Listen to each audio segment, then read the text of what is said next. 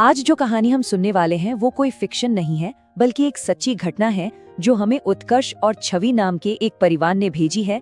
ये उनके सपनों के घर की कहानी है, एक ऐसा घर जो एक कभी न खत्म होने वाले दुस्वप्न में तब्दील हो गया।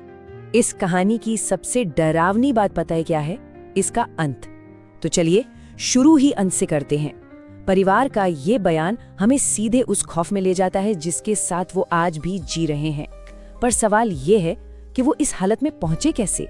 तो हर किसी का एक सपना होता है ना? एक अच्छा बड़ा सा घर। उत्कर्ष और छवि का भी यही सपना था, एक ऐसा घर जहाँ उनके बच्चे खेल सकें, जहाँ खुशियां हों। और फिर उन्हें एक ऐसी डील मिली जो इतनी अच्छी थी कि उस पर यकीन करना ही मुश्किल था। और यहीं पर पहली बार दोनों के बीच एक मतभेद आया।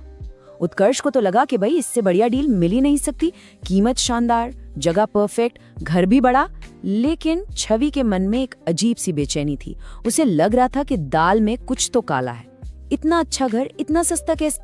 अब छवि ने कोशिश तो की सबको समझाने की, अपनी घबराहट के बारे में बताया भी, पर होता है ना, जब सब लोग इतने खुश हों तो एक इंसान की चिंता कौन सुनता है। सबके उत्साह और तर्कों के आगे छवि की मन की आवाज दबके रह गई। तो डील तो फाइनल हो गई और परिवार गया अपने नए खाली घर को देखने। घर में एक तिनका भी नहीं था, लेकिन जो वहां हुआ उसने छवि के दबे हुए डर को फिर से जगा दिया। वो घर से निकल ही रहे थे, दरवाजा बस बंद करने वाले थे कि अंदर किचन से जोर से कुछ गिरने की आवाज आई, धड़ाम। उत्कर्ष को लगा शायद बच्चों ने कुछ किया होगा, पर बच्चे तो सब के सब उनके साथ बाहर ही खड़े थे। और बात यहीं खत्म नहीं होती। छवि को पक्का यकीन था, एकदम 100%, कि किचन में एक भी बर्तन नहीं था। उसने खुद अच्छी तरह से देखा था। तो फिर गिरा क्या? ये आवाज आई कहां से? अभी वो इस झटके से उभरे भी नहीं थे कि घर से निकलते हुए उनकी नजर पड़ी आंगन के झूले पर। हवा का नामो निशान नहीं था और झूला अपने आप हिल रहा था, धीरे धीरे आगे पीछे। उत्कर्ष ने फिर से समझाने की कोशिश की, अरे हवा होगी या कोई गिलहरी कूद गई होगी। वो हर चीज को लॉजिक से तौल रहे थे, लेकिन छवि का दिल नहीं मान रहा था। उसे लग रहा था कि ये सिर्फ इत्तेफाक नहीं है, ये इशारे हैं, एक चेतावनी। जब डर मन में घर कर जाए और कोई बात न माने तो इंसान क्या करता है? छवि ने भी वही किया।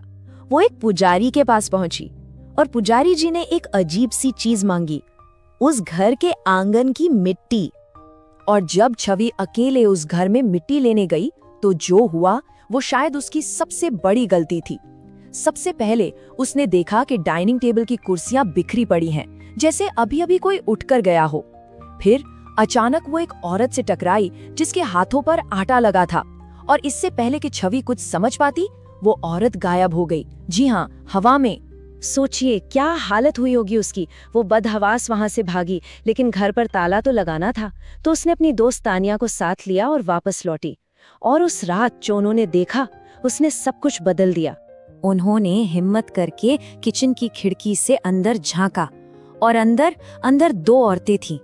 जिस किचन में एक तिनका नहीं था, वहां एक औरत आटा गूंथ रही थी और दूसरी उसके पास खड़ी बातें कर रही थी। वो दोनों अपनी आंखों पर यकीन नहीं कर पा रहे थे। उन्होंने बस 1 सेकंड के लिए पलक झपकाई होगी और जब दोबारा देखा तो किचन फिर से खाली था। एकदम सन्नाटा, ना औरतें ना आटा, कुछ भी नहीं।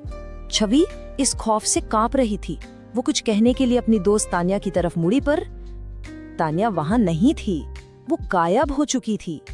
छवि ने घबराकर इधर उधर देखा तो तान्या उसे उसी झूले पर बैठी मिली, वही झूला जो पहले अपने आप हिल रहा था। तान्या का सिर झुका था, बाल चेहरे पर थे और वो बस चुपचाप झूल रही थी। साफ था कि वो अब अकेली नहीं थी। अब सोचिए छवि की हालत, एक तरफ घर की मिट्टी, दूसरी तरफ उसकी दोस्त जिस पर किसी चीज का साया है।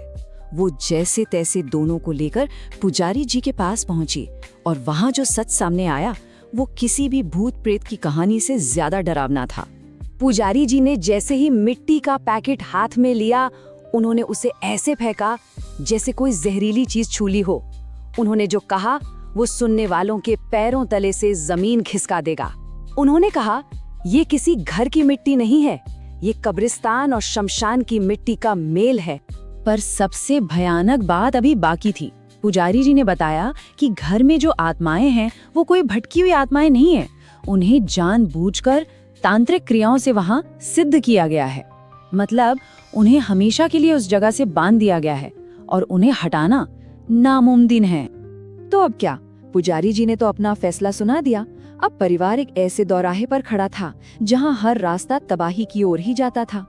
उनके पास दो ही रास्ते थे, या तो वो घर छोड़ दें और अपनी जिंदगी भर की कमाई को पानी में जाता देखे बेघर हो जाएं, या फिर उस घर में शिफ्ट हो जाएं और उन शक्तियों के साथ रहें जिन्हें कोई नहीं हटा सकता। और अक्सर जिंदगी में दुनियावी मजबूरियां डर पर भारी पड़ जाती हैं। अपना सब कुछ गंवाने का डर उस अनजाने डर से बड़ा हो गया। उन्होंने उस घर में जाने का फैसला कर लिया और बस यहीं से हम कहानी के उस पहले बयान पर वापस पहुंचते हैं। ये कहानी हमें एक बहुत मुश्किल सवाल पर लाकर छोड़ देती है। जरा सोचिए, अगर किसी के पैसे फंस जाएं और दूसरा रास्ता सिर्फ बेघर होना हो तो कोई क्या करेगा? क्या वाकई उस घर में रहने का फैसला किया जा